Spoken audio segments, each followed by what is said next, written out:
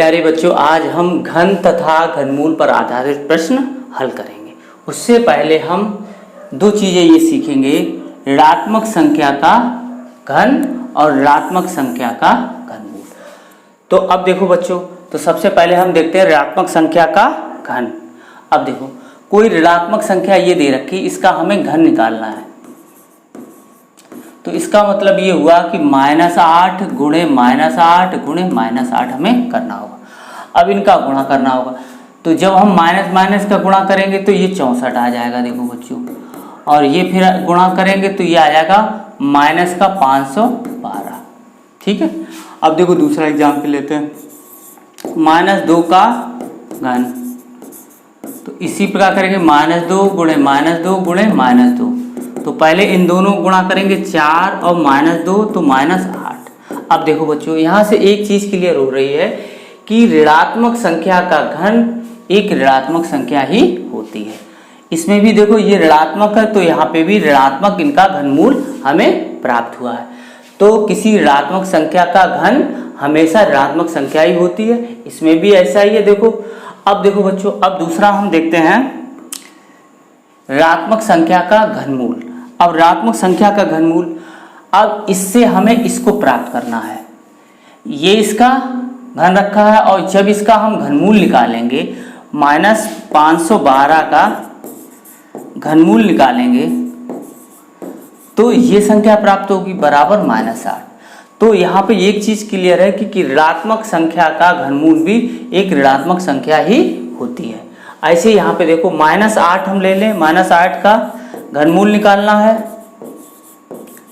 तो ये कितना हो जाएगा, माइनस ये प्राप्त होगा। जब ये इसमें करेंगे तो ये घन होता है, -2 का घन -8 और -8 का घनमूल -2। तो ये हमें याद रखना होगा, ठीक है, कि किसी ऋणात्मक संख्या का घन हमेशा ऋणात्मक संख्या होती है और किसी ऋणात्मक संख्या का घनमूल हमेशा ऋणात्मक संख्या ही होती है। तो ये दोनों चीजें हमें क्लियर हो गई। अब आगे देखते हैं। देखो 64 का घनमूल या √3/64। देखो इस चीज को हम दो तरीके से, या तो इस तरीके से सवाल आएगा या इस तरीके से सवाल आएगा, दोनों का आंसर एक ही होगा। अगर 64 का घनमूल या अंडर ऐसे लिखा होगा 3 और 64 लिखा होगा तो भी हमें इसका घनमूल ही निकालना। अब देखो 64 का घनमूल क्या होता है, ऐसी संख्या देखो जिसको 3 बार गुणा करने पर 64 प्राप्त हो। तो हमने याद कर रखा है 1 की घात 3 चढ़ाएंगे तो 1, 2 की घात 3 तो 8 और 3 पे घात 3 तो 27 और 4 पे घात 3 64। 1 का घन 1, 2 का घन 8, 3 का घन 27, 4 का घन 64।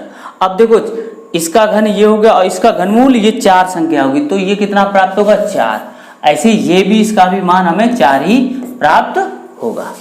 आगे देखते हैं। देखो बच्चों, इस तरीके से भी क्वेश्चन हमें पूछा जा सकता है। देखो इसमें ये घनमूल निकाला गया है, फिर ये अंडर है इसके अंदर, यहाँ ऐसे लिखा हो सकता है 64 का घनमूल का वर्गमूल। ये देखो ये एक ही चीजें लिखी हुई है, कंफ्यूज मत होना। तो पहले हम क्या करेंगे, 64 √64 का मान कितना होता है, ऐसी संख्या जिसका 2 बार गुणा करेंगे वो 64 प्राप्त होगा। वो 8 गुणे 8 ही तो होगा, तो इसका वर्गमूल कितना आ जाएगा, 8। अब देखो हमने 8 इसका वर्गमूल निकाल लिया, ये ऐसे लिख दिया। अब 8 का हमें घनमूल निकालना है, तो ऐसी संख्या देखो जिसका घन 8 हो, तो वो कौन सी संख्या है, 2 है। तो 2 का घन 8 होता है, तो इसका घनमूल कितना हो गया, 2। इसी तरीके से ये निकालेंगे। पहले क्या करेंगे, 64 का घनमूल निकालेंगे, तो इसका कितना हो जाएगा, 4। और 4 का हम क्या निकालें, 4 का 64 का घनमूल 4 और 4 का हमें वर्गमूल निकालना है। तो 4 का वर्गमूल कितना होता है, 2। ठीक है, आगे देखते हैं। देखो 729 का घनमूल निकालिए। अब 729 का घनमूल हमें कैसे निकालना होगा, देखो बच्चों, अब 729 का घनमूल ऐसी संख्या 9 है, जो 9 का 3 बार हम गुणा करते हैं तो 729 हमें प्राप्त होता है। तो इसका घनमूल कितना हो गया, 9 हो गया। ठीक है बच्चों, अब देखो ये माइनस संख्या का घनमूल निकालना है, का वर्ग भी निकालना है। घनमूल पहले निकालना है, फिर वर्ग भी निकालना है। तो पहले हमें पता है कि 1331 का घनमूल कितना होता है 11। अगर इसका घनमूल निकालेंगे और वो ये संख्या ऋणात्मक है तो ये भी ऋणात्मक होगा। अब हमें का वर्ग निकालना है।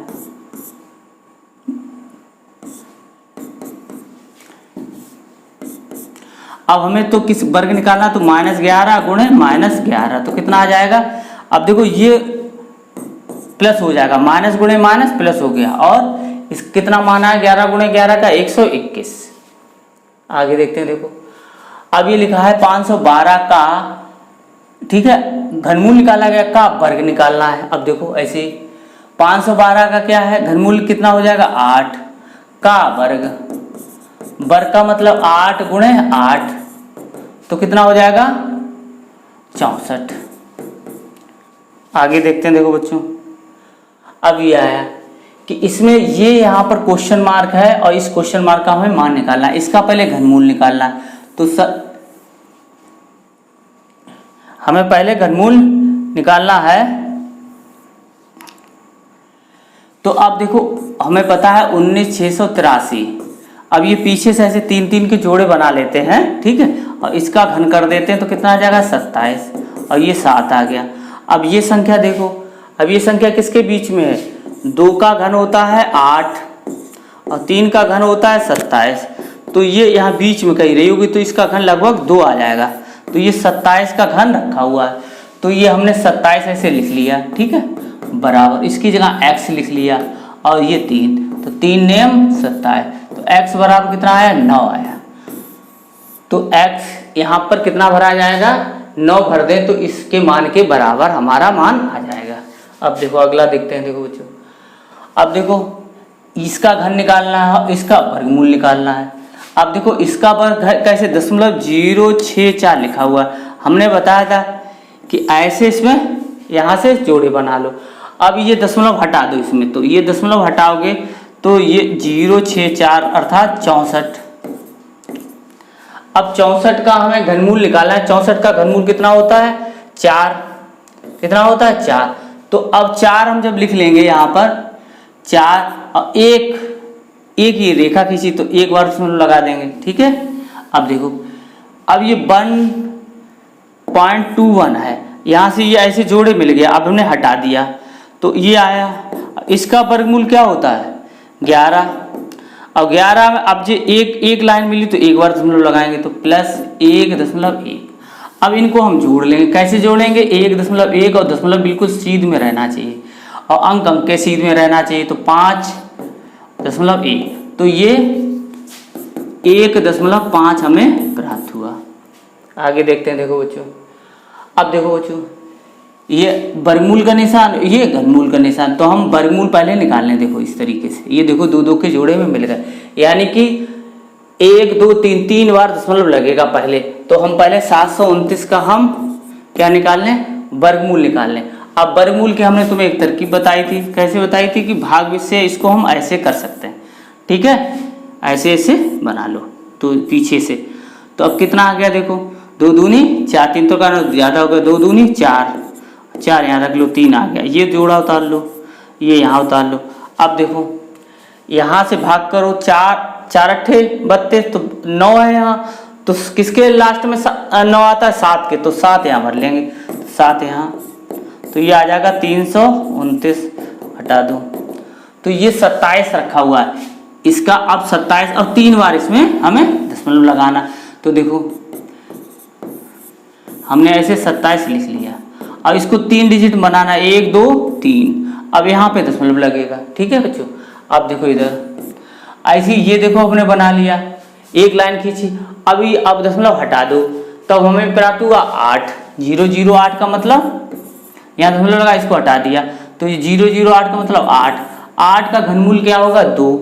अब 2 लिख लिया और यहाँ पर कै बार लगेगा, एक लाइन है तो एक बार दशमलव लगेगा। अब देखो बच्चों ऐसे यहाँ देखो ये हमने घनमूल निकालना है तो 3 लेंगे संख्याएं। अब दशमलव हटा दो, अब 27 का घनमूल कितना होता है 3 और एक लाइन खींची तो दशमलव। अब देखो ये वाला ऐसे लिख लिया तो कितना आ गया 0.5, तो इसका आंसर कितना प्राप्त होगा 0.5।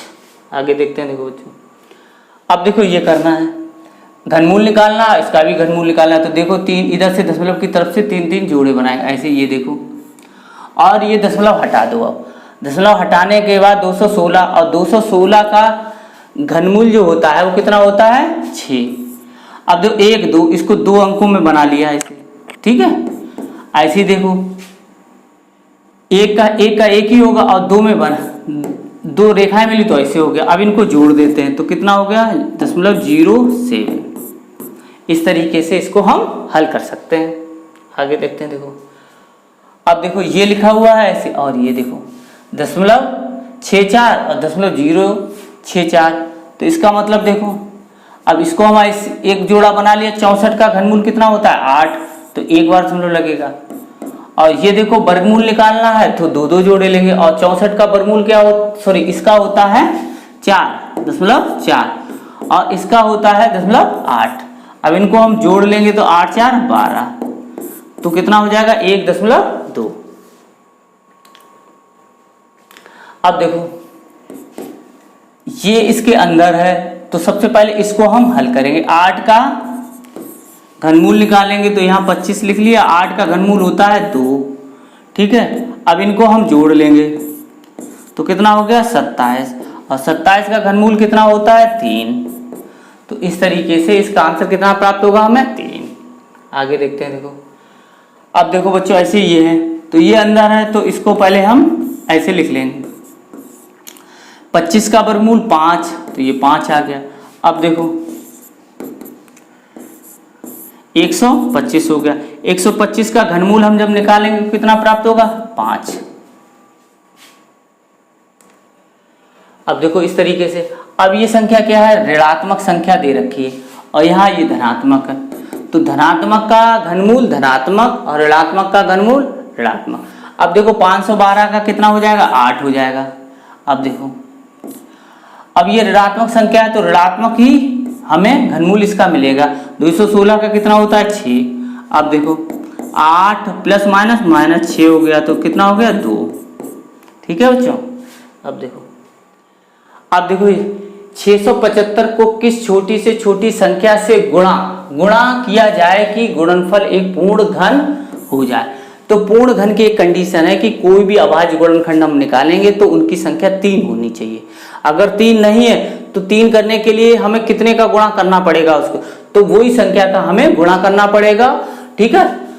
अब देखो बच्चों कैसे है, देखो 675 है। अब 675 को हम काटेंगे 5 से, तो 5 एकम 5, 5 तियां 15, 2 पचम 25, फिर 5 से कर दें, 5 दूनी 10, 5 सत्ते 35। अब देखो 3 नेम 27 और 3 त्रिका 9। अब देखो ये 3 जो है वो 3 बार मिल गया। अब ये किसी का घन नहीं है, ये छोटी छोटी संख्या से ये घन प्राप्त करना, तो इसमें किस संख्या का, ये 5 2 बार आया है, तो 5 एक और बार होता तो यहाँ पर वो संख्या बड़ी होती 5 का। अगर 5 का इसमें होता तो 5 एक और बार करता, तो 5 का इसमें हम क्या करना होता 5 का गुणा करना होता तो वो बड़ी संख्या मिलती। अब देखो 5 का ही हमें क्या करना पड़ेगा गुणा, तो गुणनफल पूछ रहा है तो हमें 5 का इसमें गुणा कर दें तो ये संख्या क्या हो जाएगी, ये पूर्ण घन बन जाएगी। अब देखो 3600 को किस छोटी से छोटी संख्या से भाग दिया जाए। अब भाग देने के लिए क्या है, जो अतिरिक्त आया होगा उसका हम भाग करेंगे। अब 3600 का हम ऐसे हम निकाल लें, देखो 5 से हम भाग कर दें, 5 से कर दो 5 सत्ते 35, 5 दूनी 10, फिर 5 से कर दो, 5 एकम 5, 2 बचा 5 चौको 20, 5 चौको 20। अब देखो 2 से कर दो 2 सत्ते 2, फिर 2 से कर दो 36, फिर 2 से कर दो 18, फिर 2 से कर दो 9, 3, फिर देखो 3 1। अब देखो ये 3 संख्या हमें मिल गई, ठीक है। ये संख्या इनके जोड़े हमें नहीं मिले। अब इनको हमें हटाना है, इसमें भाग करना ना कि गुणा करना। अगर हमें गुणा करता तो 5 का यहाँ करना पड़ता और 2 बार 2 का यहाँ करना पड़ता, 3 का यहाँ करना पड़ता, लेकिन हमें भाग करना है तो यही हटाना पड़ेगा, ठीक है। तो 5 कितने का गुणा करना भाग करना पड़ेगा, 5 गुणे 5 गुणे 2 गुणे 3 गुणे 3। देखो बच्चों 3 गुणे 3, हमें इतने का भाग करना हो तो 3 त्रिका 9, 9 दूनी 18, 18 ऐसे कर लो, 5 25 25 दूनी 50 और 3 त्रिका 9, 9 पन्ना 45। तो 450 का अगर हम इस संख्या में भाग कर दें तो ये संख्या पूर्ण घन बन जाएगी। अब देखो इतने को किस छोटी छोटी संख्या से गुणा कर दें तो पूर्ण घन बन जाए। तो हम इसका भी फैक्टर करना पड़ेगा हमें। जब भी गुणा और भाग की बात हो, चाहे पूर्ण घन बनाने में चाहे पूर्ण वर्ग बनाने, तो वो हम गुणनखंड किससे करेंगे? अभाज्य गुणनखंड से ही हम गुणनखंड करेंगे इसको क्या। तो अब ये देखो 3 से कट जाएगा, 3 त्रिका 9, 3 चौको 12, 3 त्रिका 9। अब देखो ये 7 से कटेगा, 7 चौक 28, 7 9 63, फिर 7 और अब देखो ये तो बन गया। तो यहाँ 3 जो है, अब गुणा करने वाली बात है 3। अब 3 का सिर्फ एक बार मिला हो, हमें होने चाहिए 3 गुणनखंड, तो इसमें हमें 2 बार और गुणा करना पड़ेगा ऐसे। तब ये तो है, अब इसका और गुणा करना पड़ेगा। गुणे पूछा गया 3 त्रिका 9, तो 9 का जब हम इसमें गुणा कर देंगे तो ये पूर्ण घन बन जाएगी। आगे देखते हैं। देखो एक घनात्मक यानी कि घन एक है, ये घन है जिसका आयतन ये दे रखा है, आयतन दे रखा है 13.824 घन सेंटीमीटर है। इसकी प्रत्येक भुजा की लंबाई ज्ञात करना। अब देखो घन का आयतन जो होता है, घन का आयतन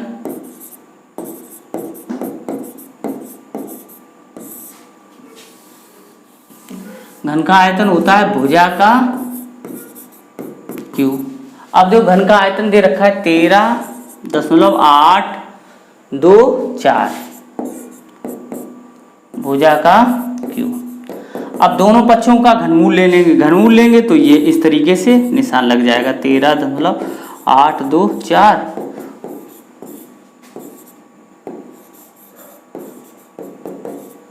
अब देखो इसका हमें घन निकालना है, तो पहले तो हमने दशमलव के बाद की जो है 3 जोड़े मिल गए। अब ये भूल जाओ तो कितना लिखा हुआ, ये 13 लिखा, इतना लिखा हुआ है, दशमलव को हमने हटा दिया। अब हम ऐसे हमने इस जोड़े बना ली, इसका हम घन कर देंगे तो कितना आ जाएगा 64, 64 की 4। अब देखो 1 का घन 1 और 2 का घन 8 और 3 का घन 27, तो इसका लगभग घन कितना आएगा 2, 2 हमने यहाँ रख लिया, तो कितना 24 आया। इसका मान कितना आया 24 बराबर। अब देखो इसका घन, ये 3 से ये 3 कट जाएगा तो ये रह जाएगा भुजा। तो भुजा की लंबाई कितनी आ गई, भुजा बराबर 24 सेंटीमीटर। भुजा बराबर, घन की भुजा बराबर 24 सेंटीमीटर। इस तरीके से हम घन व घनमूल पे आधारित प्रश्नों को हल कर सकते हैं। आपको वीडियो कैसा लगा कमेंट कर अवश्य बताएं और हमारे चैनल गुरुजी की पाठशाला को लाइक करें, सब्सक्राइब करें और शेयर करें। धन्यवाद।